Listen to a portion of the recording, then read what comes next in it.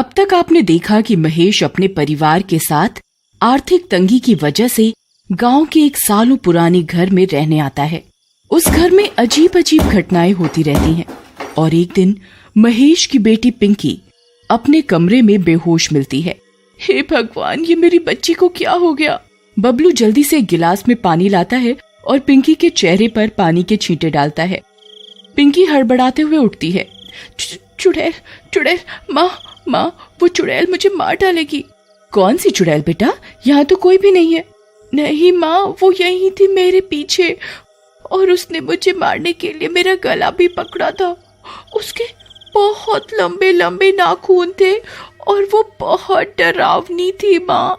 कमला पिंकी की हालत देखकर बहुत परेशान हो जाती है। वो मन ही मन सोचती है कि शायद उसकी बेटी को किसी की बुरी नजर लग गई है, पर अचानक कमला की नजर पिंकी की गर्दन पर पड़ती है। पिंकी की गर्दन पर ऐसे निशान पड़े थे मानो जैसे किसी ने नाखूनों से उसकी गर्दन खुरच दी हो।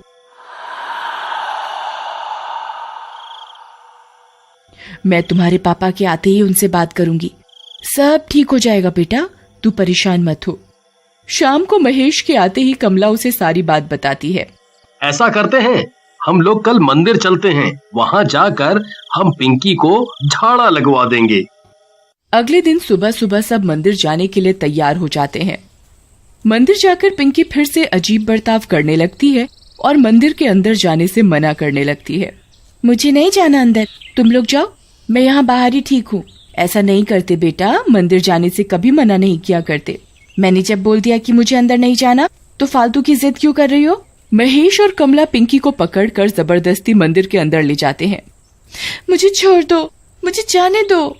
पिंकी भगवान की मूर्ति के सामने आकर एकदम चुप हो जाती है। देखिए ना पंडित जी, हमारी बेटी को क्या हो गया है? आजकल बहुत अजीब बर्ताव करने लगी है। आज तो मंदिर में भी आने से मना कर रही थी। परेशान मत हो, मैं तुमको ये धागा दे रहा हूँ। इस धागे को इसके गले में बांध दो, ये बिल्कुल ठीक हो जाएगी। कमला पिंकी के गले में धागा बांध देती है और सब वापस घर आ जाते हैं। कुछ दिन पिंकी बिल्कुल ठीक रहती है, पर अचानक एक दिन उसका धागा बाल काटते वक्त कंघी से टूट जाता है और पिंकी फिर से अजीब बर्ताव करने लगती है। एक रात जब सब सो रहे होते हैं तो नीचे मंजिल से कुछ गिरने की आवाज आती है। बबलू की अचानक आंख खुल जाती है और वो देखता है कि पिंकी कमरे से गायब होती है। बबलू नीचे जाता है तो देखता है कि पिंकी घर से बाहर जा रही होती है। बबलू पिंकी के पीछे पीछे जाता है। पिंकी उस पीपल के पेड़ के पास जाकर खड़ी हो जाती है और ऊपर उस पेड़ को देखती रहती है।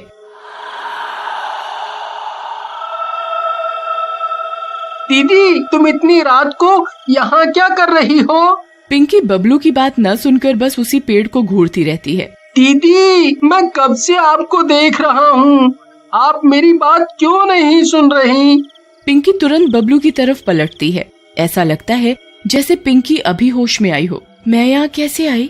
मुझे कुछ याद नहीं। लगता है आप नींद में चलकर यहाँ तक आ गईं। चलो अब घर चलकर सोते हैं, बहुत रात हो रही है। पिंकी और बबलू अपने कमरे में जाकर सो जाते हैं। अगली सुबह सब बैठकर नाश्ता कर रहे होते हैं। मुझे आज स्कूल के प्रिंसिपल ने बुलाया है। इतने दिन से स्कूल के चक्कर काट रहा हूँ, पर लगता है आज मेरी नौकरी पक्की हो जाएगी। मैं आज पिंकी और बबलू के एडमिशन की भी बात कर लूंगा। चलो अच्छा है, भगवान सब अच्छा करे। महेश स्कूल चला जाता है।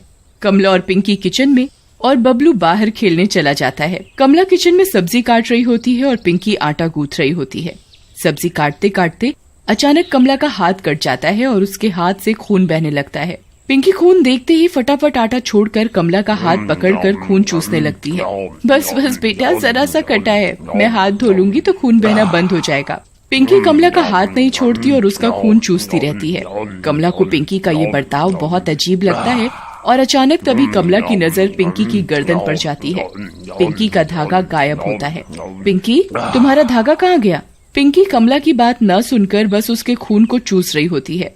कमला पिंकी को पीछे की तरफ धक्का देकर हटा देती है। पागल हो गई हो क्या? क्या हुआ मम्मी? अरे आपको ये चोट कब लगी? आपका तो खून बह रहा है, जल्दी से पानी से इसे धो लो। कुछ नहीं, बस सब्जी काटते वक्त जरा सी उंगली कट गई। शाम होते ही महेश घर आता है। उसके हाथ में एक मिठाई का डिब्बा होता है। कमला, पिंकी, बबलू, कहाँ हो तुम सब? जल्दी आओ, तुमको एक खुशखबरी देनी है। सब लोग महेश की आवाज सुनकर आ जाते हैं। क्या हुआ, इतना शोर क्यों कर रहे हो? और ये आपके हाथ में क्या है? आज मैं बहुत खुश हूँ, मेरी नौकरी स्कूल में पक्की हो गई है। मैंने पिंकी और बबलू के एडमिशन के लिए भी उसी स्कूल में बात कर ली है। और ये देखो, मैं तुम सब के लिए मिठाई भी लाया हूँ। पिंकी मिठाई का डिब्बा देखकर उस पर झपट पड़ती है और पागलों की तरह मिठाई खाने लगती है। सब लोग पिंकी को ऐसे मिठाई खाते देख हैरान हो जाते हैं। पिंकी, तुम पागल हो गई हो क्या? चलो ये मिठाई का डिब्बा मुझे दो। पिंकी की आंखें बिल्कुल लाल हो जाती हैं और वो गुस्से से कमला की तरफ देखती है। कमला डर जाती है और पिंकी को मिठाई खाने देती है। पिंकी पल भर में ही पूरा डिब्बा खा जाती है। महेश और कमला समझ जाते हैं कि पिंकी पर किसी चुड़ैल का साया है। वो अगले ही दिन गांव के एक तांत्रिक के पास जाता है। आप जल्दी मेरे घर चलो, मेरी बेटी किसी चुड़ैल के कब्जे में है, आप उसे बचा लो। चिंता मत कर बेटा, मैंने अच्छी चुड़ैलों को ठीक किया है। ओम ह्रीं क्लीं चामुंडाय नमः। ओम ह्रीं क्लीं चामुंडाय नमः। पिंकी लाल आंखों से तांत्रिक को घूरती है।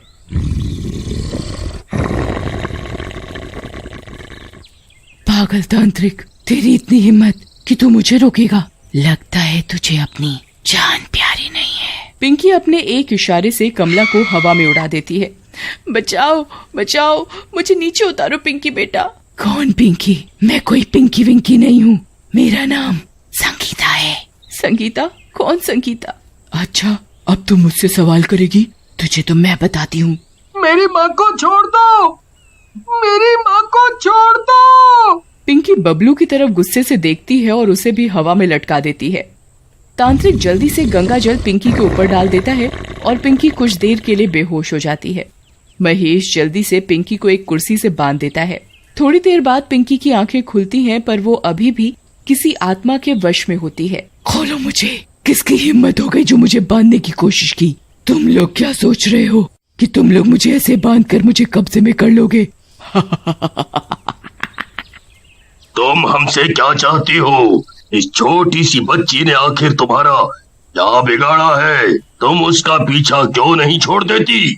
ऐसे कैसे पीछा छोड़ दूं? अब तो जब तक मैं तुम सबकी एक एक करके जान नहीं ले लूंगी, मुझे चैन नहीं पड़ेगा।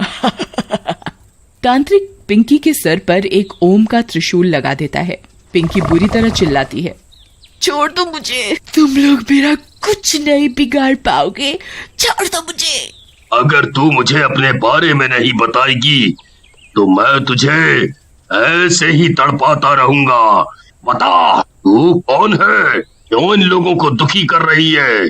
बताती हूँ, मैं इस घर की नौकरानी थी। बहुत सालों पहले इस घर में काम किया करती थी। इस घर में एक मौसी और उनका बेटा जगदीश रहता था।